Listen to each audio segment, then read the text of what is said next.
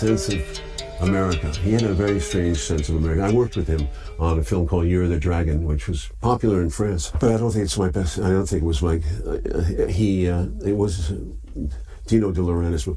Well, Michael called me sometime in 1982 or 83, and he loved Scarface. Which he loved the action, you know, the way he thinks, and it was everything he wanted in that style for Year of the Dragon. He wanted to do a big, violent, epic gangster picture. Michael spent big. It was his nature. If he needed 600 extras, he'd ask for 1,200. You know, that kind of a thinking. Every detail. I can't tell you how big his production design department was. Enormous. Wolf Kroger was his name.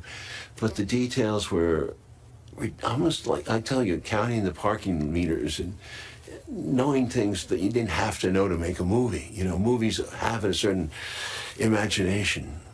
He saw the scene in Scarface where Al's goes to the Mutiny Club and the De Palma destroyed all the mirrors in the shootout, major shootout.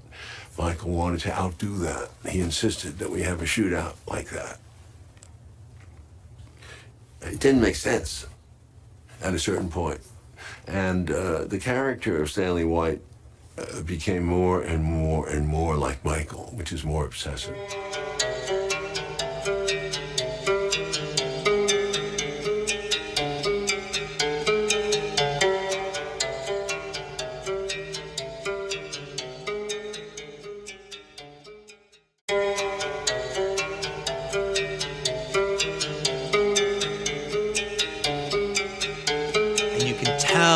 It's Michael Cimino, Year of the Dragon. Characters from Year of the Dragon, Joey Chen. Yep. Yeah. All right, is from Year of the Dragon. Ariane, all right, who is who ruins Enter the Dragon, is Year of the Dragon. The press is independent. That's a close-up. Come on. You know, I'm not some gook hooker on the streets of Saigon. I mean, she ruins Year of the Dragon. My great-grandfather came, worked in the railroads, went back.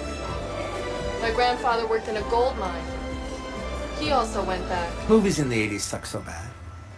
One of the things that was so bad about them was they were just full of Hollywood timidity. I mean, you would read an interesting paperback and the book could go anywhere.